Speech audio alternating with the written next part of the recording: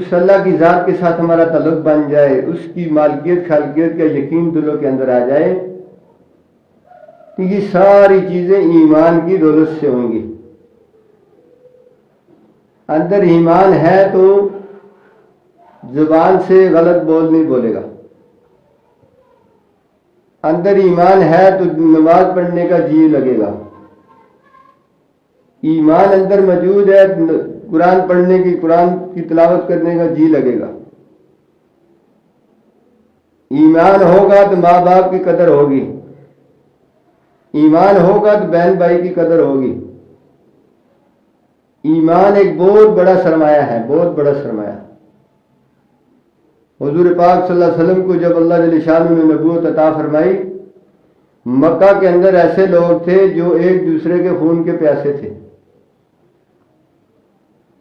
اور جو جتنے زیادہ قتل کرتے تھے اس کو بہادر سمجھا جاتا تھا۔ اب حضور پاک صلی اللہ علیہ وسلم نے بیت اللہ کے اندر جو 360 بت تھا اس کو نہیں توڑا، سب سے پہلے ان کے دلوں کے جو اندر بت بنے ہوئے تھے ان کو توڑا، دلوں کا یقین بدلا۔ سب سے پہلے ایمان کی محنت کی، ایسی محنت کی، ایسی محنت کی، اب وہی لوگ سالوں سال جھگڑے، سالوں سال فتنے فساد کرنے والے پھر ایک دوسرے پہ جان دینے والے بنے۔ حدیث کا مفہوم اس طرح ہے کہ ایک بکرے کی سری 7 گھروں میں چکر لگا رہی تھی، کس لیے کہ اندر ایمان بن گیا۔ ایک صحابی کے گھر میں بکرے کی سری آئی، اس نے کہا کہ یہ میرے ساتھ والا صحابی جو ہے زیادہ کنبے والا ہے، زیادہ ضرورت والا ہے، اس کے گھر بھیج دی۔ اب اس نے تصور کیا میرے ساتھ والا جو ہے میرے سے زیادہ ضرورت مند ہے، اس کے گھر بھیج دی۔ حدیث میں بھی آپ پڑھتے رہتے ہیں، سنتے رہتے ہیں۔ اور بکرے کی سری نے 7 گھروں میں چکر لگایا، یہ کیا تھا کہ اندر ایمان تھا۔ آج ایمان نہ ہونے کی وجہ سے بیٹا باپ کو نہیں جان رہا، بیٹی ماں کو نہیں جان رہی۔ ایسے ادارے کھل گئے جہاں ہم جو اپنے ماں باپ کو جا کے جو ہے نا ان کے حوالے کر دیتے ہیں، ان کی پرورش کرو، سنبھالو۔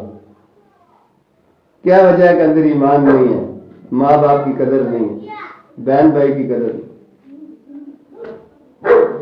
جب انسان کے اندر ایمان نہیں رہتا، ایمان کی قوت کم ہو جاتی ہے، تو پھر وہ بچھو کی طرح، سانپ کی طرح ڈنگ مارتا، وہ نہیں دیکھتا میرا رشتہ کیا ہے، اور جو ہے نا جی میرا حق حقوق کیا ہے، وہ صرف یہی دیکھتا ہے کہ بس مجھے کچھ ملے، باقی جو ہوتا ہے۔ تو ایمان ایک بہت بڑا سرمایہ ہے۔ تو مولانا ریاض رحمۃ اللہ علیہ فرماتے تھے اگر میں اس کام کا کوئی نام رکھتا تو طریق ایمان نام رکھتا، کہ ایمان کی محنت۔ تو جتنے انبیاء علیہ السلام آئے سب نے ایمان کی محنت کی کہ لوگوں کے دلوں کے اندر ایمان بن جائے تو سارے کام سیدھے ہو جائیں گے۔ یہ جسم ایک چھوٹا سا ڈھانچہ ہے، 6 فٹ کا ڈھانچہ ہے۔ اس ڈھانچے کے اندر جب ایمان بنے گا تو اس سے جتنے اعمال نکلیں گے اور صحیح نکلیں گے، غلط نہیں۔ صحابہ اکرام اجمعین رضی اللہ تعالیٰ عنہ کی زندگی جو تھی وہ 6 صفات والی زندگی تھی۔ سب سے پہلا صفات کیا ہے کہ جب کلمہ پڑھتے تھے اسی کلمے کے نیچے زندگی گزارتے تھے، کلمے کی حقیقت ان کے دل کے اندر اترتی تھی کہ لا الہ الا اللہ سے ہوگا اور محمد الرسول اللہ کے طریقے سے ہوگا، اور کوئی طریقہ ہے نہیں۔ اب کلمے کے چھوڑانے کے لیے مشرکین ان کی جانیں لے لیتے، گردنیں کاٹ دیتے، مگر وہ کلمہ ان کے حلق سے نکلتا نہیں تھا۔ کیا تھا کہ اس کلمے کا حقیقت ان کے دل میں اتر جاتی تھی، ایک اللہ کی ذات سے ہوگا اور حضور پاک صلی اللہ علیہ وسلم کے طریقے سے ہوگا، اور کسی چیز سے ہوگا نہیں۔ 13 سال حضور پاک صلی اللہ علیہ وسلم نے مکہ کے اندر صرف یقینوں کی محنت کی، اور کوئی احکامات آسمان سے نہیں اترا۔ نماز کے احکامات نہیں تھے، حج کے نہیں تھے، زکات کے نہیں تھے، صرف ایمان کی محنت ہوتی رہی 13 سال کے اندر۔ صحابہ اکرام اجمعین رضی اللہ تعالیٰ عنہ کو جب ایمان بنا، پھر اللہ کی طرف سے نماز اتری، قرآن اترا، اب وہ نماز ایسے نماز پڑھتے تھے کہ پرندہ آ کے ان کی کمر پہ بیٹھ جاتا تھا، پرندے کو بھی سمجھ نہیں لگتی تھی کوئی لکڑی گاڑی ہوئی ہے یا انسان کھڑا ہے۔ تو کیا تھا کہ ایمان بنا ہوا تھا، جی لگتا تھا نماز کے اوپر۔ اب جب قرآن اترتا تھا تو وہ جتنی آیتیں اترتی تھی ان کو دل کے اندر اتارتے تھے، تب آگے دوسری آیت پڑھتے تھے۔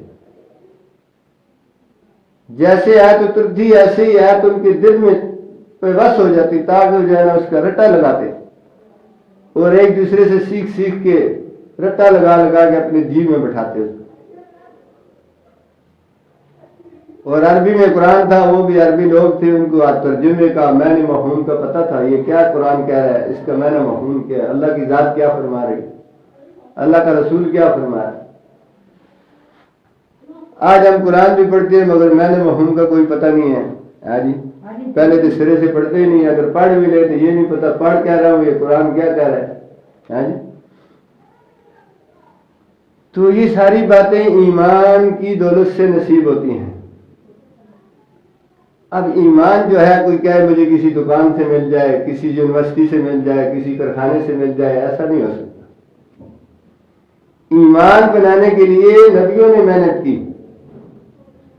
نبیوں کے بعد صحابہ کرام اجمعین رضی اللہ تعالیٰ عنہ نے ایمان بنانے کی محنت کی۔ اب ایک صحابیہ عورت نے اپنے 4 بچوں کو شہید کیا ایمان کی دولت سے، کہ کل قیامت کے دن میں اللہ کے سامنے کھڑی ہوں کہ یا اللہ یہ میں 4 شہیدوں کی ماں ہوں، میرے پاس یہی خزانہ یہی دولت تھی، میں نے تیرے راستے میں دی۔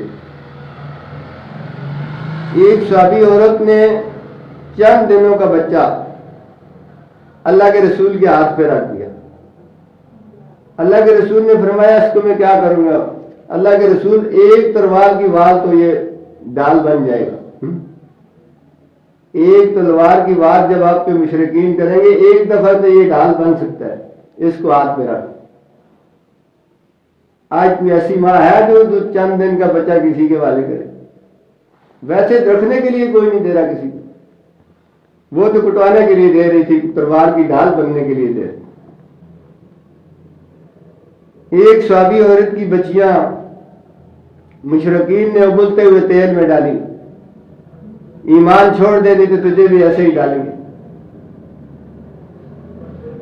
فرعون کی باندھی تھی تو اس طرح اس کی بچیاں اس نے تیل میں ڈالی، ابلتے ہوئے تیل میں، پھر اس کو بھی ڈال دیا مگر اس نے ایمان نہیں چھوڑا۔ کیا تھا اندر ایمان بنا ہوا۔ اگر ہمیں تو تھوڑا سا کوئی تکلیف والی چیز نظر آئے اللہ معاف فرمائے، پتہ نہیں ہم کیا کر رہے۔ تو ایمان کی دولت جو ہے یہ سب سے بڑا سرمایہ ہے، اسی کی بدولت انسان جنت پہ جائے گا۔ ایمان نہیں ہوگا تو جنت پہ نہیں جا سکتا۔ ایمان نہیں ہے تو کوئی نیک عمل نہیں کر سکے۔ تو یہ جو چلت پھرت ہے یہ ایمان کو بنانے کی محنت ہے۔ جتنے لوگ اللہ کے راستے میں نکلے ہیں اللہ نے ان کی زندگیاں بدل دی ہیں۔ اب زندگیاں بدلنے کا ذریعہ کیا بنا ہے؟ یہ ایمان کی محنت۔ قرآن اور حدیث کو سنا، دل میں اترا، اس کا یقین بنا کہ اللہ کا نبی جو فرما رہا ہے حق اور سچ ہے، اللہ کے جو احکامات ہیں وہ حق ہے، سچ ہے۔ ایک نماز نہ پڑھنے پہ کتنا نقصان ہے، ایک نماز پڑھنے میں کیا مل رہا ہے۔ یہ ساری باتیں سمجھ میں تب آئی کہ اللہ کے راستے میں نکلے، روزانہ قرآن کو سنا، روزانہ حدیث کو سنا، حدیث کے جو ہے نا مذاکرے ہوئے۔ اب گھر بیٹھے تو ہمیں جو ہے نا جی اللہ معاف فرمائے کسی چیز کا وقت ملتا نہیں، تو ملتا بھی ہے تو چیز ذہن میں آتی نہیں، کیونکہ دھیان کسی اور طرف ہوتا ہے، ہم کسی اور طرف ہوتے ہیں۔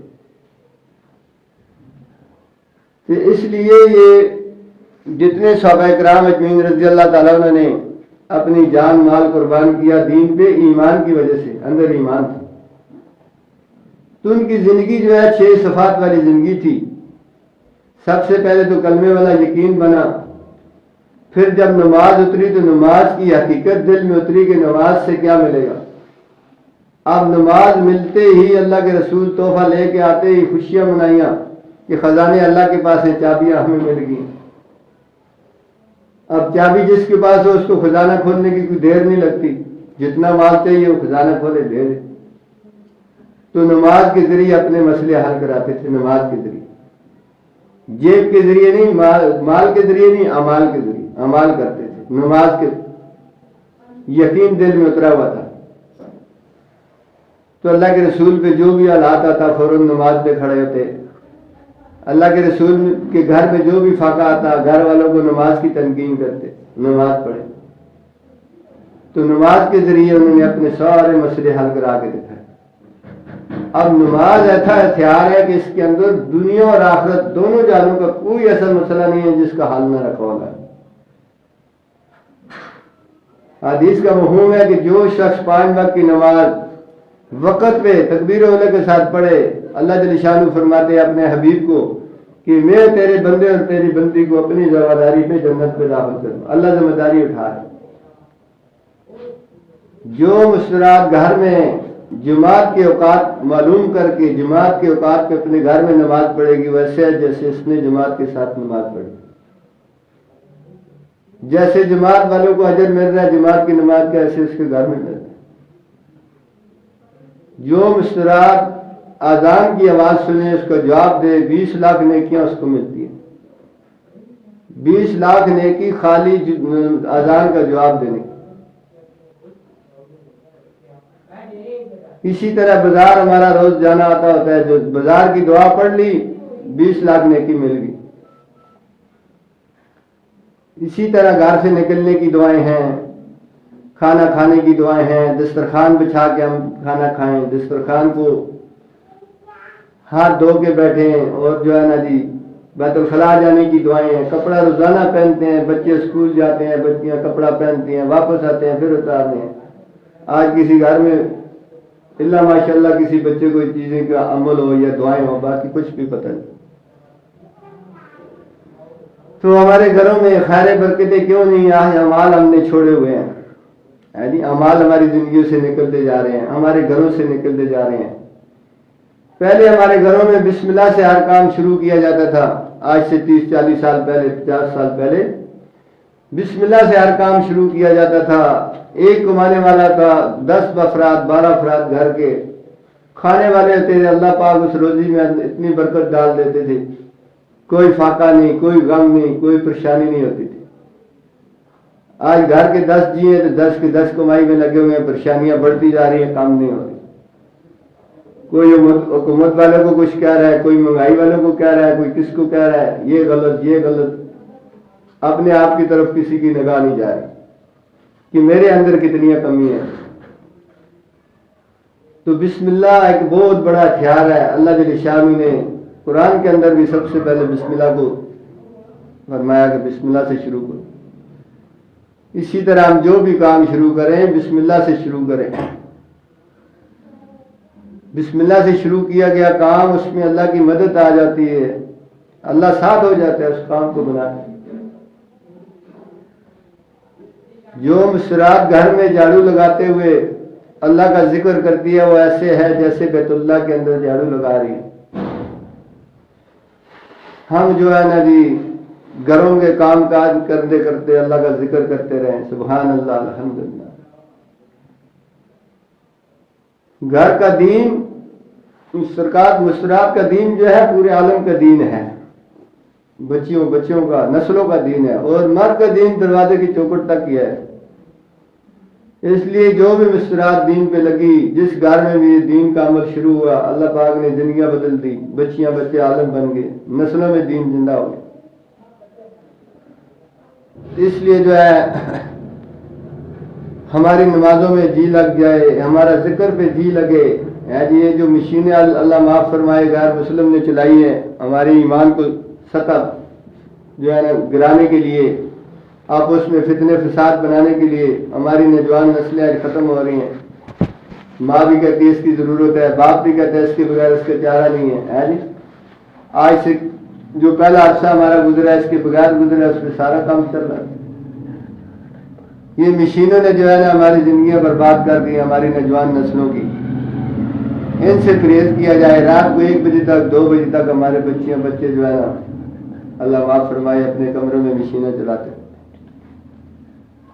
نہ صبح کی نماز کا پتہ ہوتا ہے، نہ عشاء کی نماز کا پتہ ہوتا ہے، راتوں کو اٹھنا تو دور کی بات ہے۔ اس لیے جو زندگی گزر گئی ہے اس پہ تو بہت بڑی استغفار کی ضرورت ہے، استغفار کو بھی استغفار کی ضرورت ہے۔ جو تھوڑی بہت زندگی رہتی ہے اس میں ہم نیت کریں کہ اپنی زندگیوں کو بدلیں گے، اپنے اعمال کو بدلیں گے، اپنی زندگیوں کے رخ بدلیں گے، اس اللہ کی ذات کے ساتھ تعلق بنائیں گے، اس اللہ کے احکامات پیارے نبی کے طریقے اپنی زندگیوں میں اپنے گھروں میں زندہ فرمائیں گے، سارے عالم کے انسانوں کی فکر کریں گے۔ ایک چمٹی نے فکر کیا کہ ساری چمٹیوں کو اعلان کیا کہ حضرت سلمان علیہ السلام کا لشکر آ رہا ہے، سارے بلوں میں گھس جاؤ، ان کے پاؤں کے گھوڑوں کے پاؤں کے نیچے کچلی جاؤ گی، ماری جاؤ گی۔ اب اللہ جل شانہ کو یہ عمل اتنا پسند آیا، اللہ جل شانہ نے اس کو قرآن کا حصہ بنا دیا۔ ایک چمٹی کی فکر کو اللہ نے قرآن کا حصہ بنا دیا۔ ہدہد پرندہ جو ہے حضرت سلمان علیہ السلام کے دور میں کسی بستی سے گزرا، وہاں جو ہے نا لوگ بتوں کی پوجا کر رہے تھے، غیر کی پوجا کر رہے تھے۔ اس ہدہد پرندے نے جو ہے اس کی فکر کی کہ یہ لوگ تو غیر کی پوجا کر رہے ہیں، اللہ کی پوجا نہیں کر رہے۔ حضرت سلمان علیہ السلام کی خدمت پہ حاضر ہے کہ فلانی بستی فلانی ملک میں یہ ہو رہا ہے۔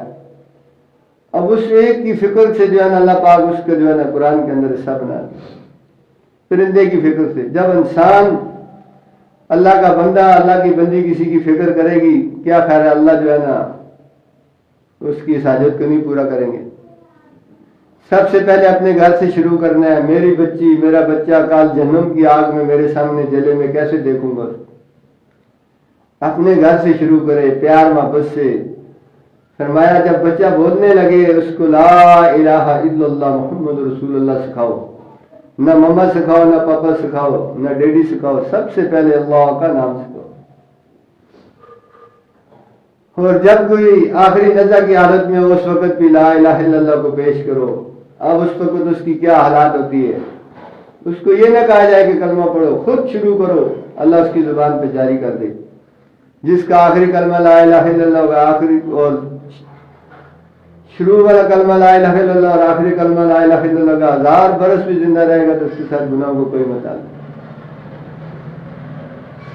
یہ چیزیں ہماری زندگی میں آئیں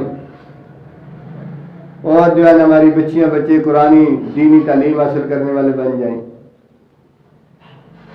آج جتنے بھی مدرسے ہیں پوری دنیا میں، اس میں 90% جو ہے نا یہ تبلیغ والوں کی بچیاں اور بچے جو ہے علم حاصل کر رہے ہیں۔